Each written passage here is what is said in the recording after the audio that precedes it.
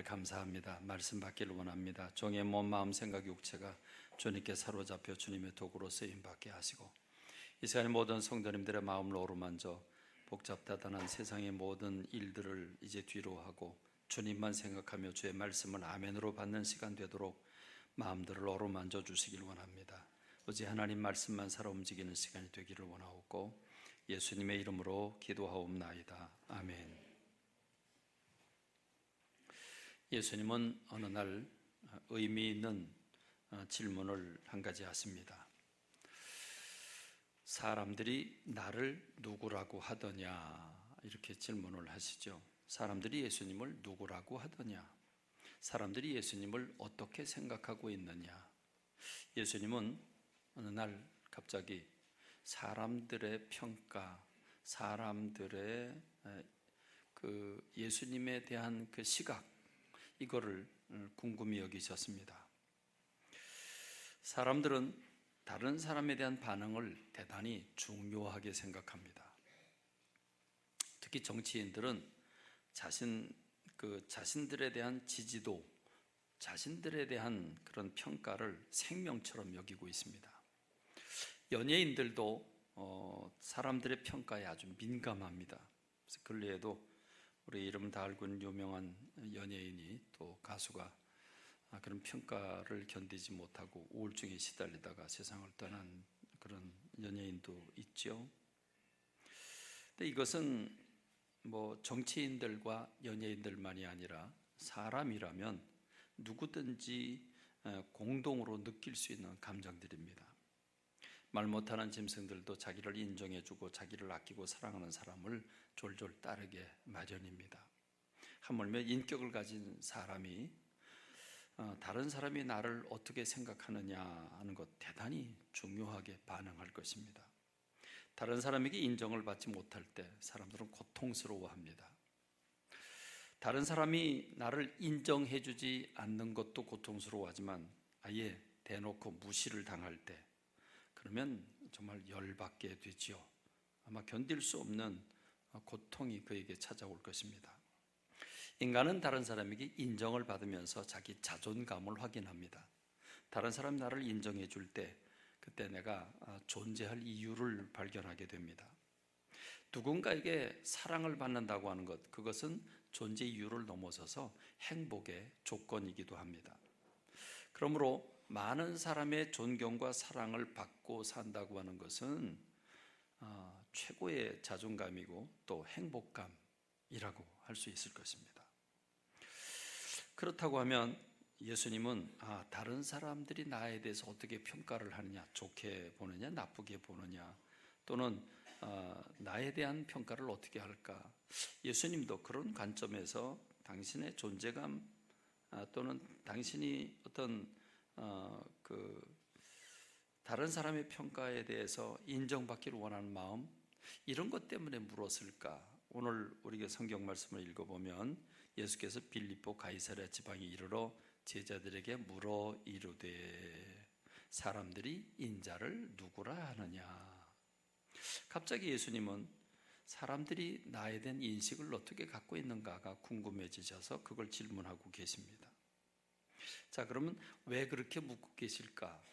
그러면 우리가 먼저 배경을 좀 한번 살펴봤으면 좋겠습니다. 예수님은 이걸 언제 이런 얘기를 했냐, 그리고 예수님이 어디서 이런 얘기를 했냐, 이걸 우리가 살펴보면 배경을 대략 알 수가 있습니다. 오늘 본문 말씀은 빌립보 가이사랴 지방에 이르렀을 때 이 말씀을 하셨다, 이렇게 말하고 있습니다. 자, 그럼 빌립보 가이사랴라고 하는 곳은 어디에 있느냐? 빌립보 가이사랴, 여러분 가이사랴에 대해서는 많이 들어봤죠? 가이사랴, 이 가이사랴는 이 이스라엘이 맨 아래쪽엔 예루살렘이 있는 유대 지역이 있고 중간에는 사마리아, 그리고 꼭대기에는 갈릴리 호수를 주변으로 해서 갈릴리라고 하는 지역이 있습니다. 예수님은 갈릴리에 계시다가 주로 갈릴리에서 복음을 전하시다가 1년에 3번씩 절기가 있죠. 그럼 그 절기 때 예루살렘 내려오면서 또 내려와서 올라가면서 그리고 복음을 전하시고, 그리고 또 다시 갈릴리에 가셨다가 다시 절기를 만나면 또 내려오시고, 이렇게 그런 과정을 겪으면서 복음을 전하시는데, 지금 이 가이사랴라고 하는 곳은 갈릴리 유대 지역과 사마리아와 갈릴리라고 하면 그 중간 지역에 위치한 지중해 연안에 있습니다. 근데 지금 이 가이사랴가 빌립보 가이사라입니다. 이 빌립보 가이사라는 그 지중해 연안에 있는 이스라엘 중간지대에 있는 그 가이사랴가 아니라는 거죠. 다른 지역입니다. 빌립보에 있는 가이사랴입니다. 그럼 빌립보에 있는 가이사랴는 어디냐면 갈릴리 호수를 지나서도 40km를 더 올라가야 빌립보 가이사랴가 있습니다. 그러니까 지금 예수님 어디 계시냐면 갈릴리도 지나서 갈릴리 북부 지방에 계시는 거죠. 자, 그러면 예수님이 갈릴리 북부 지방에 계신다. 자, 그러면 시기는 언젠가? 오늘 본문의 말씀이 어떻습니까? 여러분 다 암기하고 있는 내용이죠. 예수님께서 사람들의 의식을 묻고 제자들에게 묻자 베드로가 대답을 하죠. 주님은 그리스도이시고 살아계신 하나님의 아들이라고.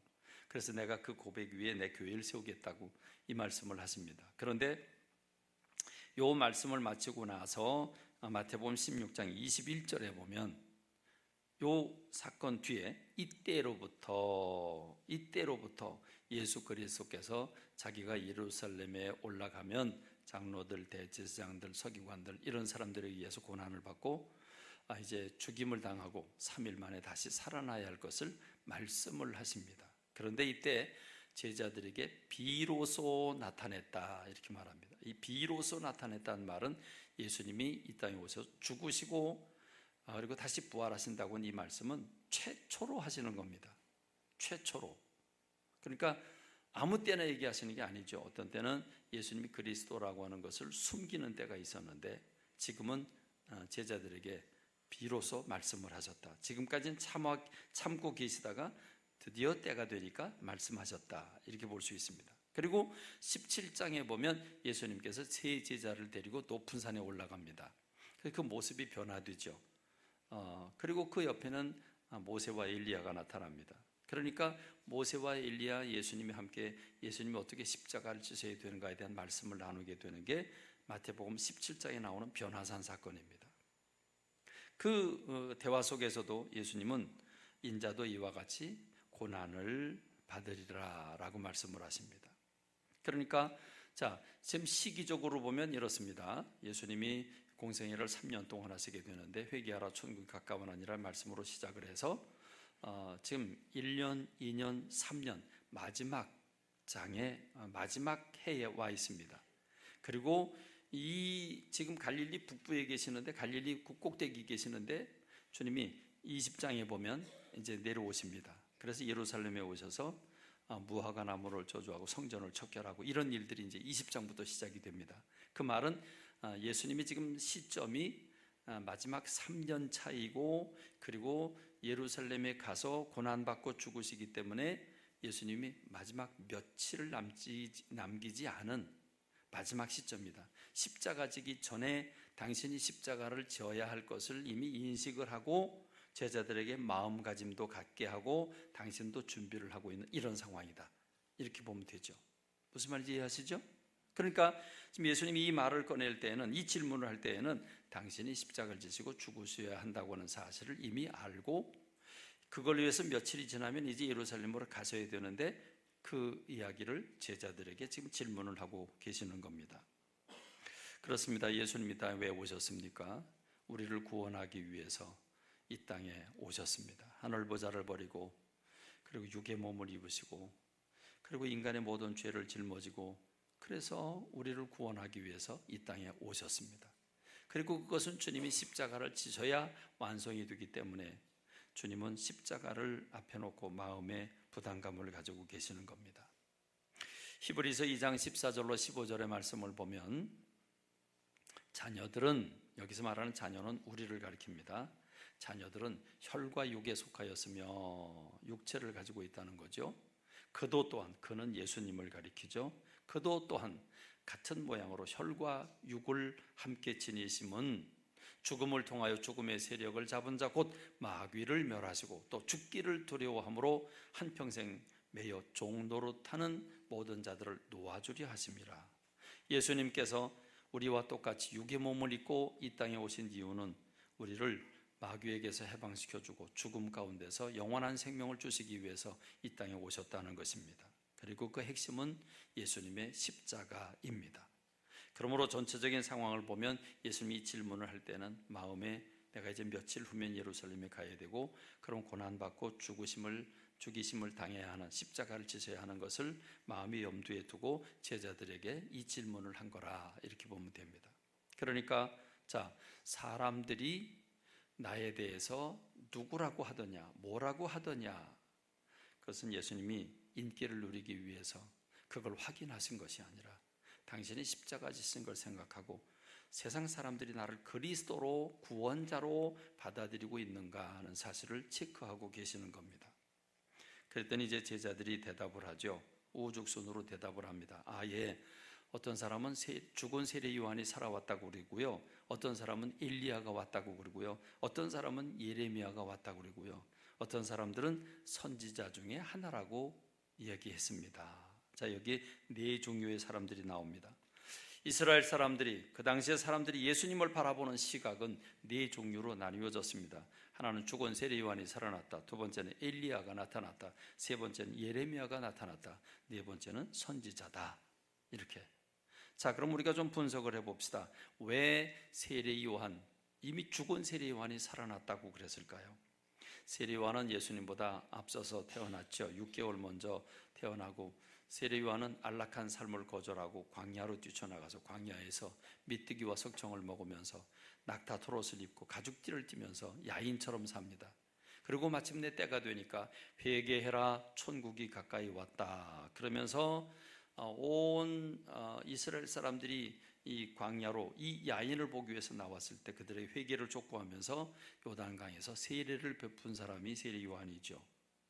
근데 그 세례 요한은 이제 예수님께 사역을 시작하시자 그가 체포되고, 그래서 헤롯 왕이 그 잔칫날 그 자기 부인의 딸이, 헤로디아의 딸이 춤을 추고 너무 귀엽게 이쁘게 춤을 잘 춰서 내가 너한테 뭔 선물 줄까, 그러니까 엄마한테 속닥속닥 해가지고 자기의 비리를 만천하에 드러나게 한 세례 요한의 목을 달라고 요청을 하죠. 그러니까 고민을 하다가 많은 사람이 지켜보고 있는데 안 들어줄 수 없으니까, 그래서 세례 요한을 목을 베어 가지고 그 쟁반에 세례 요한을 갖다 주죠. 세례 요한은 죽었습니다. 죽었는데 왜 사람들이 예수님이 사역하시는 모습을 보면서 죽은 세례 요한이 살아났다고 그럴까? 여러분, 예수님도 세례 요한과 똑같이 회개해라, 천국이 가까이 왔다는 메시지를 전하셨고, 70제자 12제자를 뽑아놓고 2명씩 짝지어 보내면서 너희들이 각 동네로 가면 딴소리 하지 마라, 오직 하나님의 나라 천국이 가까이 왔다고 그래라. 그리고 세상과 타협하지 않으면서 사람들에게 세례 요한이 전한 것처럼 천국의 메시지를 전했기 때문에, 그래서 사람들은 죽은 세례 요한이 다시 살아났나 보다. 또 세례 요한을 보기 위해서 많은 사람들이 인산인해, 예루살렘 사람들이 다 나갔다고 할 정도니까 그렇게 많은 사람을 몰고 다닌 게 세례 요한인데, 예수님 역시 가는 곳곳마다 수많은 사람들을 몰고 다니니까 죽은 세례 요한이 다시 살아났나 보다, 이런 생각을 하게 됩니다. 근데 두 번째 엘리야입니다. 여러분, 성경에서 엘리야라고 하는 사람에 대한 평가를 어떻게 하고 있습니까? 엘리야는 수많은 그 선지자들 가운데 가장 많은 기사와 이적을 행했던 사람이 엘리야입니다. 여러분 잘 아시는 대로 갈멜산에서 능력 대결을 하죠. 바알과 아세다롯을 섬기는 선지자들과 더불어 송아지를 잡아놓고 어느 신이 참신이냐, 너희들 먼저 기도해라. 바알과 아스다롯 신이 하늘에서 불을 보내서 이 재물을 태우는지 어디 보자. 그리고 영적 대결을 벌이는데 그들이 하루 종일 자기의 신들을 찾지만 아무도 불을 내려주지 않죠. 그러자 저녁 무렵에 엘리야가 하나님 앞에 기도하고 하늘로부터 불이 내려와서 그 송아지를 다 태우게 됩니다. 그러자 엘리야는 그 850명의 선지자를 기드론 시내가에 가서 다 처형을 하죠. 그리고 3년 반 동안 비가 오지 않던 그 이스라엘에 엘리야가 가서 기도할 때 하나님이 비를 내려 보내주십니다. 그래서 엘리야라고 하는 선지자는 한마디로 말하면 기적의 선지자, 수많은 기사와 이적을 행한 선지자로 알려져 있습니다. 근데 예수님은 가는 곳곳마다 병자들을 고치고 귀신들을 추방하고 안질병이 또 소경 또는 귀머거리 이런 사람들을 다 고쳐주는, 오병이의 사건이 일어나고 바람과 바다를 잔잔하게 하는 그런 기적 사건들을 동반하는 게 예수님의 사역이었기 때문에 사람들은 예수님을 바라보면서 엘리야가 다시 살아왔구나, 이런 생각을 하게 됩니다. 근데 세 번째는 예레미야죠. 여러분, 예레미야 그럼 딱 떠올려지는 게 뭡니까? 예레미야, 눈물의 선지자죠. 예레미야는 이스라엘 백성들이 그동안에 불순종하고 우상 숭배를 하다가 결국 이스라엘은 하나님의 채찍을 맞아서 멸망을 당하게 됩니다. 어떻게 멸망을 당합니까? 바벨로니아라고 하는 나라가 쳐들어와서 이스라엘을 완전히 멸망시킵니다. 그래서 예루살렘 성이 파괴가 되고, 그리고 바벨론 포로로 끌려가 70년 동안 종살이하게 된다고 하는 것을 선언한 것, 가르친 것, 전파한 것, 그게 바로 예레미야죠. 그러니까 예레미야와 똑같이 예수님도 이스라엘의 멸망을 선포합니다. 이스라엘 백성들이 예수 그리스도를 거절하고 결국 이스라엘의 종말이 찾아온다고 하는 사실을 말씀하고, 예루살렘 성이 완전히 무너질 것에 대해서 말씀을 하시고, 종말에 대한 심판에 대한 말씀을 무더기로 쏟아내신 예수님을 바라보면서 저분은 예레미야인가 보다, 이제 이런 생각을 하게 되는 겁니다. 그리고 이제 네 번째로 선지자 중에 하나다. 다시 말하면 예수님을 선지자로 바라보았다는 것입니다. 선지자는 어떤 사람입니까? 하나님의 말씀을 먼저 받아서 사람들에게 하나님의 말씀을 선포하는 사람이 선지자들이잖아요. 그러니까 예수님이 천국 복음을 전파하시자 예수님을 바라보고 선지자로구나, 이런 생각을 하게 되는 겁니다. 그렇습니다. 여기서 종합적으로 말하자면 예수님은 이 땅에 우리를 구원하기 위해서 오셨는데, 지금 세상 사람들은 예수님을 메시아로 받아들이지 않고 있습니다. 세상 사람들은 예수님이 자기네들을 구원하기 위해서 하늘보좌를 버리고 이 땅에 오신 하나님으로 예수님을 받아들이지 않고 있다고 하는 겁니다. 아마 이 점을 예수님 미리 알고 계셨을 겁니다. 그래서 제자들에게 물으셨지만 그 답이 뭔지 알고 계신 주님은 마음이 답답하시죠. 그래서 이제 이번에는 질문을 제자들에게 돌립니다. 그래서 제자들에게, 그래, 그러면 너희들은 나를 누구라고 생각하느냐라고 질문을 하십니다. 너희들은 나를 누구라고 생각하느냐. 저는 이 말씀을 준비하면서 예수님의 마음을 이렇게 여러 가지로 상상해 봤습니다. 어쩌면 지금 예수님은 뭔가를 크게 기대하면서, 그리고 가슴을 조마조마하면서 기대 반, 그래도 이 제자들은, 세상 사람들은 나를 몰라주지만 이 제자들은 내가 누구인지 알지 않겠는가라는 기대감을 가지고 제자들한테, 그래, 그러면 너희들은 나를 누구라고 생각하느냐라고 질문을 하시지 않았겠나 하는 상상들을 해봤습니다. 근데 바로 이때 베드로가 튀어나오지요. 그러면서 여러분 잘 아시는 대로 주님은 그리스도이시고 살아계신 하나님의 아들이십니다 라고 대답을 하자, 기다렸다는 듯이 예수님이 바요나시모나 내가 복이 있다, 이를 내게 알게 하는 이는 혈육이 아니고 하늘에 계신 내 아버지다. 다시 말하면 예수님이 즉각적으로 반응을 보이시는데 마치 흥분하신 것 같지 않으십니까? 예수님 조금 흥분하신 것 같이 느껴지죠. 엄청 흥분하셨습니다. 그래요. 정답을 정확하게 확실하게 주저함 없이 대답을 하는 걸 보고 우리 예수님이 너무 기분이 좋으셨어요. 바요나시모나 내가 복이 있다, 이를 내게 알게 한 이는 혈육이 아니다, 하늘에 계신 내 아버지다. 맞다는 거죠. 정답이라는 거죠. 예수님이 이 땅에 오신 목적을 분명하게 얘기하는 이 모습을 보고 예수님이 칭찬을 하시는데, 근데 여러분 좀 재밌는 칭찬을 하시잖아요. 이를 내게 알게 한 이는 혈육이 아니다. 다시 말하면 네 정신으로 이걸 알았겠냐? 네 정신으로, 네 실력으로 이걸 알았겠냐? 아니다. 그것은 하늘에 계신 내 아버지시다, 성령님을 통해서 너에게 깨우쳐 줬다는 말이죠. 그러니까 베드로, 너는 네 정신 갖고 이거 죽었다 깨라도 모를 텐데 너 그거 어떻게 알았냐? 그래, 그거는 하나님이 알려주신 거지. 그러면서 지금 예수님이 이 베드로의 이름을 부르는데 바요나 시모나 이렇게 부르십니다. 바라고 하는 말은 아들이란 뜻이고 요나의 아들 시모나 이렇게 부르고 있습니다. 이 베드로의 원래 이름이죠. 여러분, 이 이름은 3년 전에 지어졌습니다. 3년 전에 예수님이 베드로를 부르실 때, 이 시몬을 부르실 때 베드로는 이름을 붙여줍니다. 3년 동안 베드로라는 이름을 불러오셨습니다. 그런데 지금 이 시간에는 바요나 시모나 이렇게 부르고 계십니다. 육신적인 이름, 아버지가 지어진 이름을 부르고 계시는 거죠. 다시 말하면 혈과 육, 혈육을 강조한 겁니다. 근데 너는 아버지가 붙여준 이름, 내 혈육을 가지고는 절대로 알 수 없다. 그걸 알게 된 것은 하나님께서 내게 알려주신 것이다. 이렇게 말씀을 하십니다. 여러분, 예수님은 왜 그렇게 기분이 좋으십니까?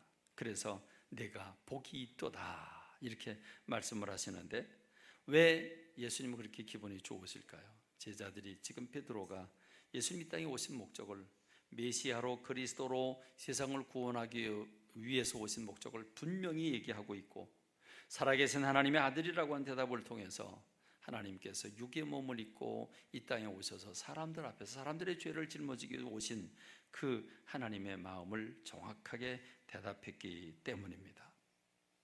자, 그럼 이제 세 번째로, 첫 번째는 하나님의 사람들이 예수님을 어떻게 생각하는지 물으셨습니다. 두 번째는, 찬영아 다 적었지?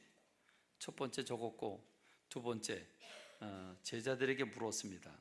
제자들이 대답을 했습니다. 세 번째는 지금 예수님이 오늘 저와 여러분들에게 묻고 계십니다.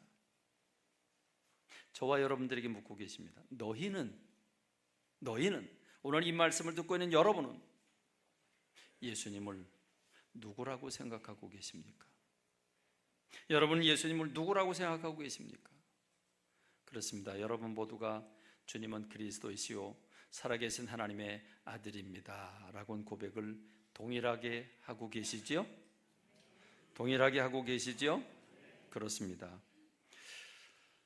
오늘 이 말씀을 듣고 있는 분들, 적어도 세례를 받은 분들이라면 누구든지 우리 교회 시스템에 의해서 다들 예수님을 구원자로 고백한 분들입니다. 세례를 받을 때 예수님께서 이 땅에 오신 목적이 우리의 죄악을 용서하시기 위해서 오셨다고 하는 사실, 그래서 당신이 죄인이십니까?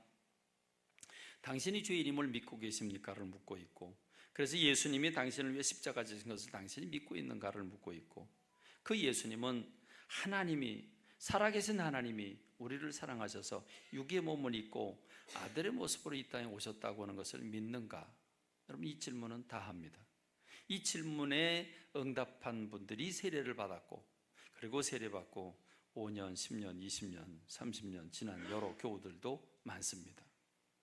그런데 저는 이 시점에서 다시 여러분들에게 묻고 싶습니다. 여러분은 진정 예수님을 누구라고 생각하고 계십니까? 누구라고 믿고 계십니까? 예수님이 그리스도, 메시아, 다시 말하면 구원자로 이 땅에 오셨다고 한다면 내가 구원을 받아야 하는 존재라는 사실을 마음속 깊이 믿어야 합니다. 나는 내가 내 힘으로, 내 지식으로, 내 공로로, 내 실력으로, 내 생김새로, 내 무엇이든지 나는 내 것으로 구원받을 수 없는, 나는 죽을 수밖에 없는 죄인이라고 하는, 난 죽음을 가지고 태어난 죄인이라고 하는 사실을 마음속 깊은 곳에서 절망하여야 합니다. 그리고 자기 부인이 있어야 합니다. 여러분, 지금 예수님을 믿고 10년, 20년, 30년이 지난 이 시점에서 여러분 정말 내가 구원이 필요한 사람이라고 하는 사실을 믿고 계십니까? 내 힘으로는 구원받을 수 없다고 하는 사실을 믿고 계십니까? 그래서 예수 그리스도가 아니면 내가 구원받을 수 없다는 사실을 믿고 계신가, 그 말입니다. 그리고 나를 구원하기 위해서 오신 예수님은 살아계신 하나님, 우주 만물을 창조하신 창조주여 전능자이신 하나님께서 나를 구원하기 위해서 육의 몸을 입고 이 땅에 오신, 아들의 모습으로 오신 살아계신 하나님이라고 하는 사실을 정말 믿고 계신가, 그 말이죠.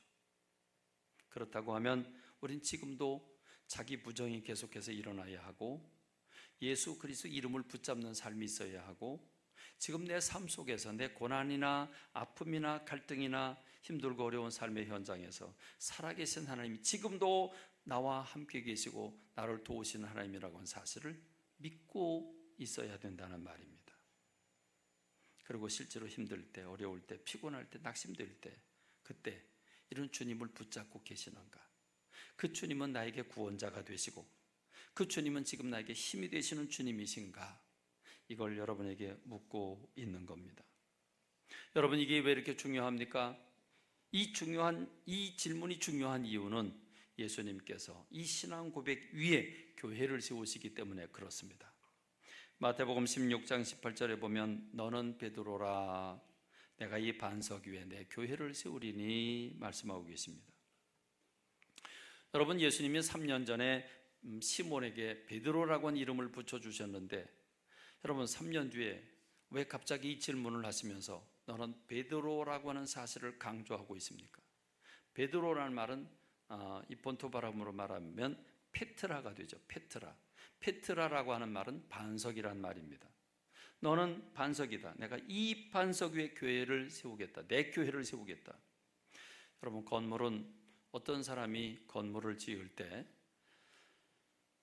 모래밭 위에다 세우는 사람이 어디 있겠습니까? 그러면 모래밭 위에 세우면 비가 오고 홍수가 나고 또는 지진이 오면 다 무너져 버리고 말 것입니다. 그래서 반석 위에 짓습니다. 바위 위에 짓습니다. 단단한 지역 위에 짓습니다. 우린 지금 집들을 어떻게 짓고 있습니까? 인공적으로 바위를 만들어서 그 위에 집을 짓고 있지 않습니까? 그렇죠? 우리 교회만 해도 여러분이 시멘 콘크리트가 1m나 쳤습니다. 그렇죠?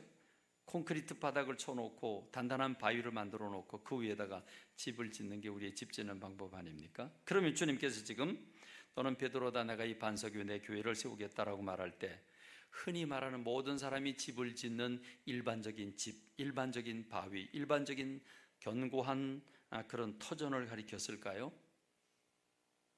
아니면 지금 예수님 말씀하실 때 너는 베드로다. 그리고 이 반석 위에라고 말함으로써 일반적인 반석이 아니고 이 반석, 베드로를 가리켰습니다. 그럼 여러분, 베드로 위에 내 교회를 세운다. 그럼 베드로를 눕게 하고 베드로 위에다가 교회를 짓게 하십니까?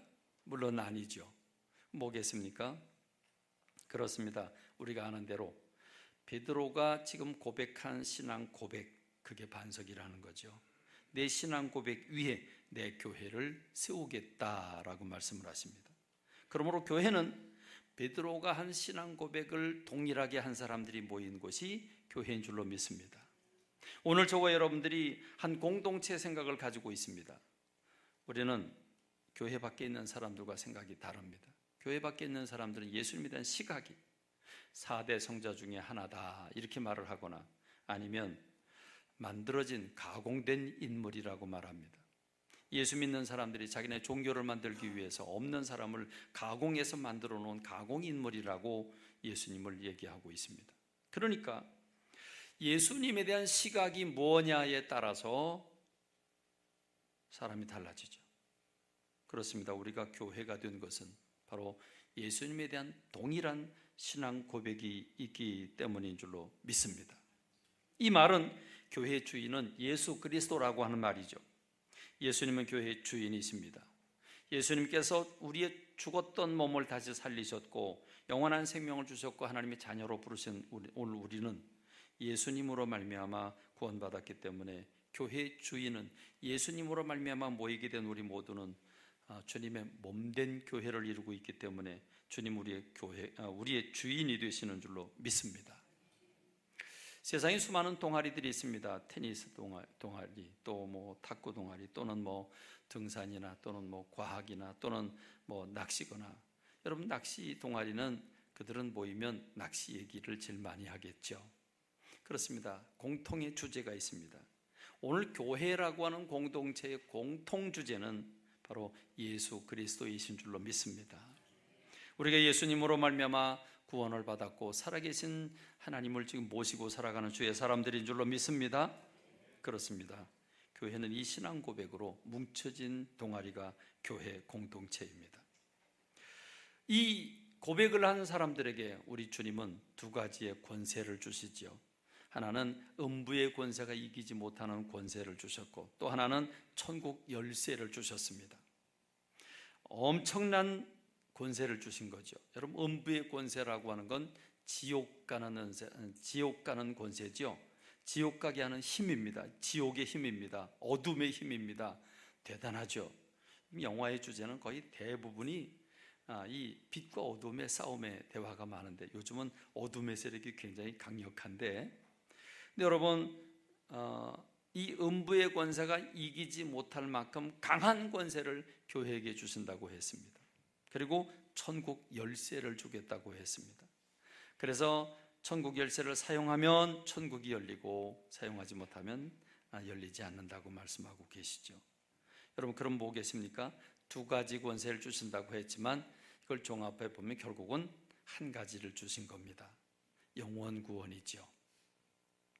지옥 가는 사람의 문을 닫아 놓습니다. 그래서 영어 성경에 보면 게이트라고 표현하고 있습니다. 게이트. 다시 말하면 지옥의 문이 열리지 못하도록 지옥의 문을 닫아 놓는 힘, 그 권세를 교회에게 주셨다는 말이고, 천국 문을 여는 열쇠를 주셨다는 말입니다. 이걸 우리말로 바꾸면, 아주 간단하게 말하면 영원 구원의 권세를 주신 줄로 믿습니다. 그렇습니다. 여러분, 우리는 예수 그리스도께서 살아계신 하나님인데 우리를 사랑하시 이 땅에 오셔서 우리의 죄를 짊어지시고 죽으신 예수님으로 말미암아 구원을 받았습니다. 그렇게 구원받은 사람들이 모인 공동체가 교회입니다. 그러므로 교회라고 하는 공동체는 교회밖에 이 예수 그리스도의 사랑을 깨닫지 못한 사람들을 향해서 그들로 지옥의 자식이 되지 아니하게 하고 천국 백성이 되도록, 우리 먼저 구원받은 사람들이 교회가 해야 할 가장 제1의 사명, 그것은 구제도 아니고 나눔도 아니고 문화를 변혁하는 것도 아니고 제1의 사명은 영혼을 구원하는 것인 줄로 믿습니다. 구제도 해야 됩니다. 나눔도 해야 되고 다 해야 됩니다. 그러나 가장 직접적인 교회가 세워진 목적은 영혼을 구원하기 위해서 있는 줄로 믿습니다. 근데 오늘 우리가 이 말씀을 통해서 하나 발견하게 되는 것은, 오늘 예수님께서 이렇게 말씀을 하시죠. 내가 땅에서 무엇이든지 매면 하늘에서도 매일 것이요, 내가 땅에서 무엇이든지 풀면 하늘에서도 풀리리라. 그러니까 천국 열쇠를 주는데 그 열쇠를 내가 사용하면 천국이 열리고, 사용 안 하면 그냥 그대로 닫혀 있다, 이렇게 말씀을 하십니다.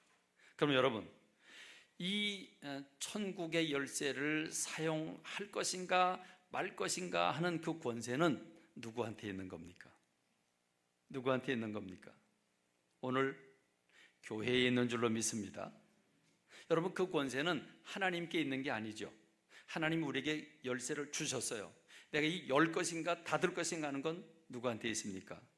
오늘 저와 여러분에게 있는 줄로 믿습니다. 그러니까 우리가 먼저 구원받은 우리가 교회 밖에 나가서 우리가 천국 열쇠를 사용하면, 그러면 지옥문이 닫히게 되고 천국문이 열리게 됩니다. 그러나 우리가 사용하지 않으면 지옥문은 열리게 되고 천국문은 닫힌 채로 그대로 있을 것입니다. 그러므로 여러분, 우리가 지금 해야 될, 교회가 해야 될 가장 중요한 일, 가장 기본적인 일, 그것은 영원 구원인 줄로 믿습니다. 오늘 우리가 세상 밖에 나가서 내 일가 친척들에게, 내 직장 동료들에게, 그리고 나와 관계된 내 수많은 내 이웃들에게 내가 복음을 전하는가, 천국문이 열릴 것입니다. 복음을 전하지 않는가, 그러면 지옥문이 열리게 될 것입니다. 이 권세는 오늘 저와 여러분에게 있습니다. 그런 면에서 오늘 우리는 과연 교회로서의 교회 기능을 감당하고 있는가? 단순히 우리는 지금 예배드리는 이 옆자리, 빈자리가 많이 비었다, 교회가 자리가 많이 비었다, 이걸 가지고 고민할 게 아니라 내 교회 밖에 있는 얼마나 많은 사람들이 아직도 그 지옥을 향해서, 지옥문을 향해서, 열려있는 지옥문을 향해서 들어가고 있는가를 우리는 고민하고 아파해야 되는 줄로 믿습니다. 오늘 저와 여러분의 관심거리가 이 천국 열쇠를 어떻게 사용할 것인가, 누구에게 사용할 것인가. 내가 사용하면 천국문이 열리지만 내가 사용하지 아니하고 나 혼자 신앙생활하면 다른 사람들이 구원받지 못한다고 하는 사실을 기억하고, 우리가 영혼 구원에 대한 애절한 심령이 우리들 속에 있어야 되는 줄로 믿습니다. 오늘 교회 창립주일을 맞으면서 오늘 우리가 교회를 주님이 왜 세우셨는가를 깊이 기억하고 반응하는 제가 되고 여러분들이 되기를 주님의 이름으로 축원합니다. 하나님 아버지, 은혜와 사랑을 감사합니다. 모세가 우리처럼 사랑해 주셔서 우리들로 주님의 그 구속의 은혜를 맛보게 하시고 하나님의 자녀가 되어서 천국 열쇠까지도 우리 손에 들려주셨습니까? 그동안 이 열쇠를 사용하지 못함을 용서해 주시옵소서. 이제로부터 이 열쇠를 사용하게 하여 주옵소서. 지옥문은 닫게 도와주시고 천국문은 열 수 있는 권세를 우리 교회들에게 각자 교회가 되는 모든 성도들에게 부어주셨으니 내가 가는 곳곳마다 이 복음을 전하게 하여 주옵소서. 예수님의 이름으로 기도합니다. 아멘.